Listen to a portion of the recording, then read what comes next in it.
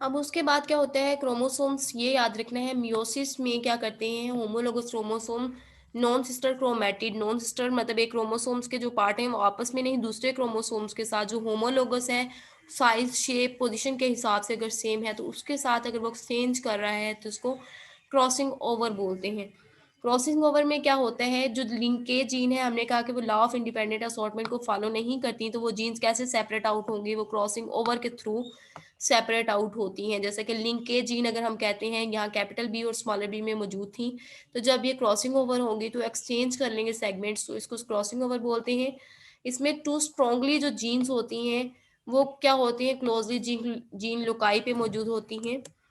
अब जो है इसमें जो है वो ग्रेटर चांस होता है सेपरेशन का, जब क्रॉसिंग ओवर होती है तो जाहिर है सेपरेशन पार्ट सेपरेट हो गए हैं तो जीन्स भी सेपरेट आउट होती हैं क्रॉसिंग ओवर के दौरान।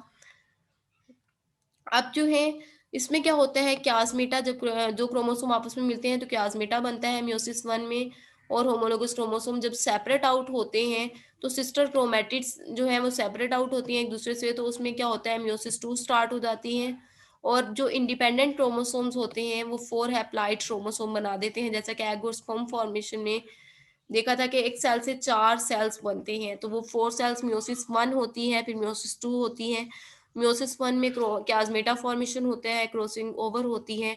फिर मियोसिस 2 बिल्कुल माइटोसिस जैसी थी, उसमें क्या है, क्रोमैटिड सेपरेट अप होंगे और वो इंडिपेंडेंट एक क्रोमोसोम 4 पार्ट्स में डिवाइड हो जाएगा, सब में एक-एक सिस्टर क्रोमैटिड आएगा और सब में ज़ाहिर है वो जीन्स मौजूद होंगी। जैसा कि ये भी क्रोमोसोम्स की डायग्राम दिखाई गई है क्रॉसिंग ओवर की, रेड और येलो का क्रॉस करवाया गया है, तो रेड का पार्ट एक्सचेंज हो गया है, क्लाज़्मेटा फॉर्मेशन वहाँ पे होती है जहाँ पे 2 सिस्टर क्रोमैटिड आपस में मिलते हैं, तो उनके दरमियान में क्लाज़्मेटा फॉर्मेशन होती है। अब जो रेड का पार्ट है वो येलो के ऊपर लग गया है, येलो का रेड के ऊपर लग गया है, तो ये टैटर्ड बन गया है। नेक्स्ट ये टैटर्ड जब सेपरेट होंगे, एक सेल में ये पूरा येलो चला जाएगा, दूसरे में येलो और रेड, तीसरे में रेड और येलो और चौथे में रेड वाला पार्ट चला जाएगा, तो वो ये 4 सेल्स बना देंगे। अब क्रॉसिंग ओवर रिकम्बिनेंट फ्रीक्वेंसी क्या है, ये शॉर्ट क्वेश्चन में इंपॉर्टेंट है। क्रॉसिंग ओवर रिकम्बिनेंट फ्रीक्वेंसी किसको बोलते हैं, इसका फार्मूला आप लोगों ने याद रख लेना है। Recombinant frequency is equal to number of recombinant over total number multiply by 100।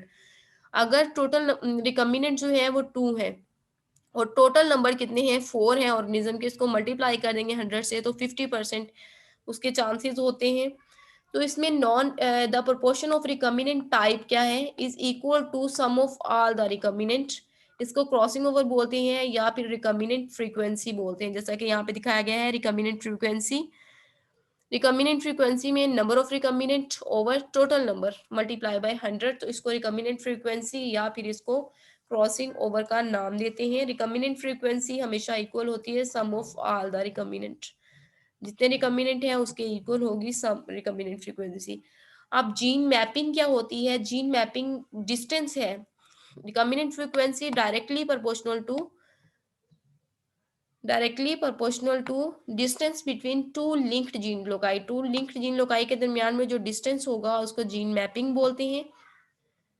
जैसा कि ए और बी में अगर 20% डिस्टेंस है, 20 यूनिट अपार्ट है तो उसकी रिकम्बिनेंट फ्रीक्वेंसी 20 होगी, अगर 50 यूनिट अपार्ट है तो 50 होगी। तो जितने वो यूनिट अपार्ट होगी, जितना डिस्टेंस होगा वो उसकी रिकम्बिनेंट फ्रीक्वेंसी कहलाएगी। अब क्रॉसिंग ओवर की इंपॉर्टेंस क्या है, ये शॉर्ट क्वेश्चन में बहुत इंपॉर्टेंट है, वैसे क्रॉसिंग ओवर लॉन्ग क्वेश्चन में भी इंपॉर्टेंट है, लेकिन शॉर्ट क्वेश्चन में इसकी इंपॉर्टेंट बहुत ज़्यादा इंपॉर्टेंट है इसकी इंपॉर्टेंस। क्रॉसिंग ओवर क्या है, क्रॉसिंग ओवर की वजह से जेनेटिक वेरिएशन काज होती हैं, क्रॉसिंग ओवर की जेनेटिक वेरिएशन काज करते हैं ऑफस्प्रिंग में। उसके अलावा क्रॉसिंग ओवर जो है वो सक्सेसफुली चेंजिंग एनवायरनमेंट में रहने में हेल्प आउट करते हैं और ये एवोल्यूशन का रॉ मटेरियल प्रोवाइड करता है। क्या है, क्रॉसिंग ओवर जब होती है तो जेनेटिक वेरिएशंस प्रोड्यूस होती हैं ऑफस्प्रिंग में। सेक्सुअल रिप्रोडक्शन का बेनिफिट यही होता है कि उनमें वेरिएशंस ऑफस्प्रिंग में प्रोड्यूस होती हैं। ऑफस्प्रिंग में जो है वो रिकम्बिनेशन प्रोड्यूस होती हैं जिसकी वजह से ऑफस्प्रिंग चेंजिंग एनवायरनमेंट में इजीली रह लेते हैं, बनस्बत ए सेक्सुअल रिप्रोड्यूसिंग ऑर्गेनिज्म में जरा सी चेंजिंग आती है एनवायरनमेंट में तो पूरे के पूरे जो कॉलोनी है, पूरी की पूरी पॉपुलेशन है वो खत्म हो जाती है। लेकिन सेक्सुअल रिप्रोडक्शन में क्योंकि क्रॉसिंग ओवर होती है तो क्रॉसिंग ओवर क्या करवाती है, ऑफस्प्रिंग को सक्सेसफुली हेल्प आउट करती है रहने में एनवायरनमेंट में, तो इसको हम बोलते हैं ये क्या करवाती हैं, ये वेरिएशंस काज़ करवाएगी, जेनेटिक रिकॉम्बिनेशन काज़ करवाएगी, ऑर्गेनिज़्म को हेल्पफुली सर्वाइव करने में हेल्प आउट करेगी और उसके अलावा ये एवोल्यूशन के लिए रॉ मटेरियल प्रोवाइड करेगी, जिसकी वजह से एवोल्यूशन होती है, सिंपल से कॉम्प्लेक्स ऑर्गेनिज़्म बनते हैं। अब जो है सेक्स क्रोमोसोम्स क्या होते हैं, ऐसे क्रोमोसोम्स जो कि सेक्स को डिटरमाइन करते हैं, उन्हें सेक्स क्रोमोसोम्स बोलते हैं। और जो ऐसे क्रोमोसोम्स जो सेक्स के अलावा मौजूद होते हैं, सेक्स क्रोमोसोम्स के अलावा, उनको ऑटोसोम्स बोलते हैं। जैसा कि ह्यूमन्स में 46 क्रोमोसोम्स हैं, 23 होमोलोगस क्रोमोसोम्स की फॉर्म में मौजूद है, तो 22 ऑटोसोम्स होंगे और जो 23rd वाला पेयर है वो सेक्स क्रोमोसोम होगा। अब मेंडल के वर्क को जो है वो वर्क ने जो है वो सेक्स क्रोमोसोम्स के बारे में बताया और इसके वर्क को जब रीडिस्कवर किया गया 1900 में, 3 साइंटिस्ट कॉरल कॉरन्स और डी वराइटा स्क्रूटिमच ने जब इनके वर्क को रीडिस्कवर किया 1900 में, उसके बाद जेनेटिक्स के ऊपर वर्क स्टार्ट हो गया, इसलिए मेंडल को फादर ऑफ जेनेटिक्स बोलते हैं। अब मेंडल ने क्या किया, मेंडल के बाद टीएच मॉर्गन ने वर्क किया, टीएच मॉर्गन ने ड्रोसोफिला फ्लाइज पे वर्क किया, इसने उसके सेक्स क्रोमोसोम्स को डिटरमाइन करवाया कि उसमें 8 क्रोमोसोम्स मौजूद होते हैं। उसके अलावा इसने रेड आइड फीमेल्स और व्हाइट आइड मेल का क्रॉस करवाया, उनके ऑफस्प्रिंग, उनकी नेक्स्ट जनरेशंस के ऑफस्प्रिंग में देखा। उसने देखा कि किस तरह जीन्स ट्रांसफर होती हैं। तो टीएच मॉर्गन ने पिकुलर डिफरेंस देखा सेक्स क्रोमोसोम्स में मेल और फीमेल में। उसने देखा कि जो 3 पेयर्स हैं, क्योंकि 8 क्रोमोसोम्स हैं तो 4th पेयर की फॉर्म में 8 क्रोमोसोम्स मौजूद होंगे। जो 3 पेयर्स हैं वो मेल और फीमेल दोनों में सेम है, लेकिन जो 4th पेयर है वो डिफरेंट है दोनों में। इसी तरह ह्यूमन्स में 22 पेयर्स सेम होते हैं, वो सेम होते हैं, लेकिन जो 23rd वाला पेयर है वो डिफरेंट होता है, उसको हेटेरोमॉर्फिक बोलते हैं। हेटेरो डिफरेंट, मॉर्फिक का मतलब होता है शेप। तो जो फीमेल है, फीमेल में 2 ब्रॉड शेप एक्स क्रोमोसोम्स होते हैं जो 4th पेयर पे, लेकिन मेल में एक X Y J shape chromosome होगा और एक एक्स क्रोमोसोम होगा 4th पेयर पे।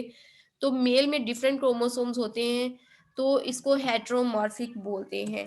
उसके अलावा ह्यूमन्स में सेक्स क्रोमोसोम देखें तो ह्यूमन्स में एक्स और वाई क्रोमोसोम्स होते हैं जो कि सेक्स को डिटरमाइन करते हैं, इन्हें सेक्स क्रोमोसोम्स बोलते हैं। ऑटोसोम्स 23 पेयर्स जो हैं वो 23 पेयर्स की फॉर्म में पाए जाते हैं, 22 ऑटोसोम्स होंगे और 23rd वाला पेयर क्या होगा, वो सेक्स क्रोमोसोम होगा। वुमेन में 46 क्रोमोसोम है तो वो 23 पेयर्स बना करेंगे, 23 2 हो गया 46 क्रोमोसोम्स, जिसमें से 22 मतलब 44 क्रोमोसोम्स होंगे ऑटोसोम्स और 2 क्रोमोसोम्स होंगे सेक्स क्रोमोसोम्स जो कि एक्स और वाई होते हैं। फीमेल में एक्स एक्स और मेल में एक्स वाई क्रोमोसोम्स होते हैं। जैसा कि 22 जो है वो ऑटोसोम्स होंगे, 1 पेयर जो है वो होगा सेक्स क्रोमोसोम्स। जो ऑटोसोम पेयर हैं वो सेम होते हैं, मतलब वो मेल और फीमेल दोनों में सेम होंगे। ऑटोसोम्स 22 पेयर जो हैं वो दोनों में सेम होते हैं। डिफरेंस क्यों होते हैं मेल और फीमेल में, वो 23 पेयर होगा, 3rd पेयर जो है वो डिफरेंट होगा मेल और फीमेल में। मेल में एक एक्स क्रोमोसोम और एक वाई क्रोमोसोम होगा, जबकि फीमेल में दोनों एक्स क्रोमोसोम होंगे 23rd पेयर में। मेल में एक्स और वाई होगा, शेप भी डिफरेंट होगी, इसको हेट्रोमॉर्फिक बोलते हैं। Hetero mean different, morphic mean shapes. जैसा कि यहाँ पे दिखाया गया है एक्स क्रोमोसोम और ये वाई क्रोमोसोम। उसके बाद ह्यूमन फीमेल में अगर देखें तो एक्स एक्स क्रोमोसोम्स होंगे, ह्यूमन मेल में एक्स वाई क्रोमोसोम्स होते हैं। अब एस वाई क्रोमोसोम जो है मेल में, उसमें एस आर वाई जीन मौजूद होती है। एस आर वाई जीन कौन सी होती है, एस आर वाई जीन क्या स्टैंड किसका ये मुखाफिफ है, stand for sex determining region of Y. ठीक है, S mean sex determining, R mean region और वाई मीन ऑफ वाई। तो वाई क्रोमोसोम्स के सेक्स डिटर्मिंग रीजन को एस आर वाई बोलते हैं। एस आर वाई मेलनेस को डिटरमाइन करवाती है, मेल के करेक्टरिस्टिक्स को डिवेलप करवाती है। तो S R Y genes short arm पे मौजूद होती है। अगर ये वाई क्रोमोसोम दिखाया गया है तो इसके शॉर्ट आर्म में एस आर वाई जीन्स मौजूद होगी। तो इसको जो बाकी दूसरे रीजन है इसको सूडो ऑटोसोमल रीजन बोलते हैं। एसआरवाई जीन क्या करवाती है, ये मेलनेस को डिटरमाइन करवाती है, ये सिर्फ मेल में भी वाई क्रोमोसोम्स होते हैं। इसे इसको मेल डिटर्मिंग जीन्स भी बोलते हैं और इसको S sex determined region of Y भी बोलते हैं। ये है हमारा आज का लेक्चर। थैंक यू, अल्लाह हाफिज।